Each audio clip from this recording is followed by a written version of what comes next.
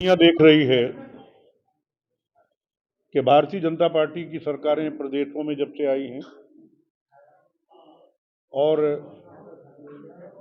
केंद्र में जब से सरकार बनी है, तब से हमारे देश और प्रदेशों की हालतें बद से बदतर है।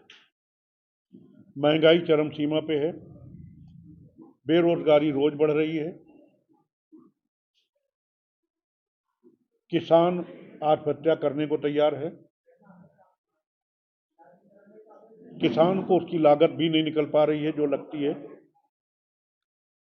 मिसाल के तौर पे जो खाद के कट्टे का बोरी कट्टा था, वो कांग्रेस के समय पर, कांग्रेस की सरकार जब थी तो 400 रुपए का एक कट्टा मिलता था। आज 1200 रुपए से ज़्यादा उसकी कीमत हो गई। और इसके बाद 5 किलो, पहले 50 किलो का था, अब 5 किलो उसको काट लिया, वो अलग 45 किलो हो गया। डीजल पेट्रोल के रेट रोज बढ़ रहे हैं, जिससे किसान के साथ साथ हर वर्ग का आदमी प्रभावित हो रहा है। रोजगार नाम की कोई चीज है ही नहीं है। गन्ना किसानों को उनका मूल्य, सही मूल्य नहीं मिल रहा, और जो निर्धारण भी किया गया है उसका भुगतान नहीं हो रहा है, जिससे वो आत्महत्या करने के लिए तैयार है। इस सब से ध्यान हटाने के लिए भारतीय जनता पार्टी ने, उनकी सरकारों ने भारत को तोड़ने का सफल प्रयास किया है। जाति के नाम पे, धर्म के नाम पे, वर्ग के नाम पे, संप्रदाय के नाम पे, हिंदू के नाम पे, मुसलमान के नाम पे, मंदिर के नाम पे, मस्जिद के नाम पे आज देश के लिए खतरा बन गया है। इसलिए देश की अखंडता के लिए, देश की एकता के लिए भारत को इकट्ठा होना, भाईचारा पैदा होना, बुराई दूर करना, प्यार मोहब्बत बढ़ाना, ये जरूरी है। तो ये जब सारी बातें विधानसभाओं में और लोकसभा में, राज्यसभा में हमारी पार्टी के विधायकों और सांसदों ने रखी, तो वहां सुनवाई नहीं हुई। यहां तक कि ये किया गया कि विधायकों सांसदों के माइक बंद कर दिए गए।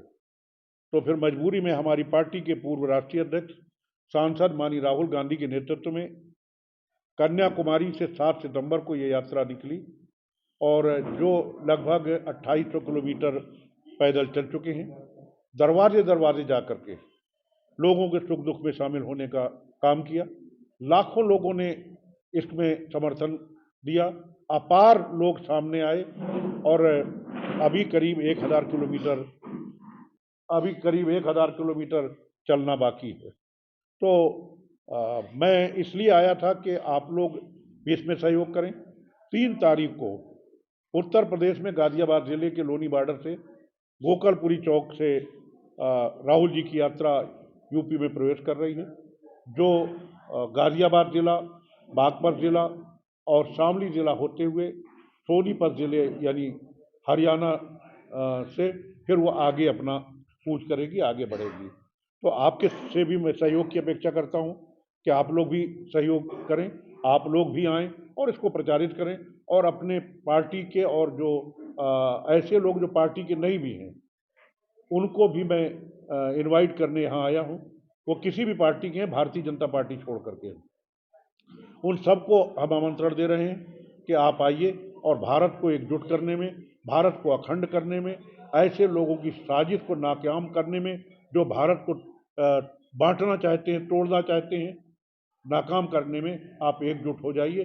आपकी विचारधारा भले ही अलग हो, आपकी पार्टी भले ही अलग हो, आप कहीं हो, तो इसलिए ये आह्वान करने में आज यहाँ आया। यात्रा के दौरान जो नया कोरोना है, बड़े नेता बयान दे रहे हैं, तो उन देखिए, हम भारत जोड़ो यात्रा शुरू कर रहे हैं, रांची जोड़ो यात्रा नहीं शुरू कर रहे हैं।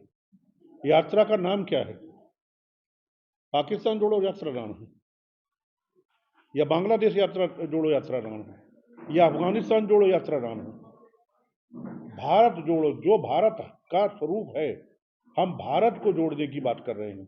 अब आपने जो कहा कि कांग्रेस ने के समय पे ऐसा हुआ, देखिए ऐसा है कि उस समय अंग्रेजों की साजिश थी, अंग्रेजों की साजिश थी। कुछ लोगों को उन्होंने बरगलाया, और किस तरीके से पहले उन्होंने देश के टुकड़े किए, कांग्रेस की सरकार बनने के बाद देश नहीं बटा।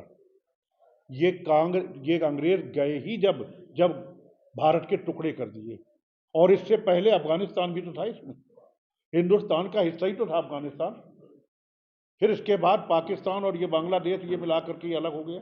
तो अंग्रेजों ने इसके टुकड़े किए, कांग्रेस ने नहीं किया। आखिर देश की आज़ादी मतलब जरूरी, आजादी के बाद अलग हुए। अलग हुए, लेकिन अंग्रेज कब गए? टुकड़े करने के बाद गए। आप इतिहास जानिए, अंग्रेजों ने टुकड़े किए हैं, ये कांग्रेस ने नहीं किया जी। यूपी के बुलंदशहर में पहुंचे प्रांतीय अध्यक्ष नसीमुद्दीन सिद्दीकी बुलंदशहर कांग्रेस कार्यालय पर प्रेस कॉन्फ्रेंस के दौरान भारत जोड़ो यात्रा को लेकर मीडिया से हुए रूबरू कहा कि 3 जनवरी को सुबह 10 बजे यूपी के लोनी से भारत जोड़ो यात्रा लोनी बागपत शामली होकर सोनीपत में प्रवेश करते हुए हरियाणा में जाएगी। बीजेपी छोड़कर या सभी पार्टियों को निमंत्रण भेज दिए गए हैं। प्रेस कॉन्फ्रेंस के दौरान राहुल गांधी को राम पर जोड़ने वाले बयान पर बोले नसीमुद्दीन सिद्दीकी। सलमान खुर्शीद साहब ने जो आरोप लगाए जा रहे हैं, बयान दिया था, मुरादाबाद में दिया था, वहां पर मैं भी बैठा था। सलमान खुर्शीद साहब ने कहा कि जिस तरीके से रामचंद्र जी ने किया था उसी से प्रेरणा लेकर हम काम कर रहे हैं। जैसे कि डॉक्टर को भगवान कहते हैं, जब मैं मिनिस्टर था तो मैं सबके काम कराता था, सब पैर छूते थे, मैं मना करता था मगर वे सब कहते थे आप तो हमारे भगवान जैसे ही हैं। राहुल गांधी की दाढ़ी को लेकर सवाल पर बोले बीजेपी वाले तो हमारी बढ़ाई नहीं करेंगे, महंगाई वह बढ़ा रहे हैं, उनके लिए यात्रा कर रहे हैं, बेरोजगारी को बढ़ा रहे हैं। किसान आंदोलन में कितने किसान मारे गए थे, उनका हत्यारा कौन है? वे हमारी मर्जी है, हम दाढ़ी बढ़ाए ना बढ़ाए। आपके साथ में जो व्यक्ति खड़े हैं इन्होंने भी तो दाढ़ी बढ़ा रखी है, क्यों बढ़ाई है? जिनके पास कुछ नहीं होता है वह ऐसे ही बात करते हैं, जिनके पास कोई, इन्होंने भी तो दाढ़ी बढ़ा रखी है, क्यों बढ़ाई है? जिनके पास कुछ नहीं होता है वह ऐसे ही बात करते हैं, जिनके पास कोई मुद्दे नहीं होते। ये भारत जोड़ने की यात्रा है, कांग्रेस जोड़ने की यात्रा नहीं है। अगर कांग्रेसियों ने की यात्रा होती तो हम और किसी भी दल को यात्रा में निमंत्रण नहीं देते, नहीं बुलाते। आज देश को विखंडित करने का काम किया जा रहा है। देश को जाति हिंदू मुस्लिम के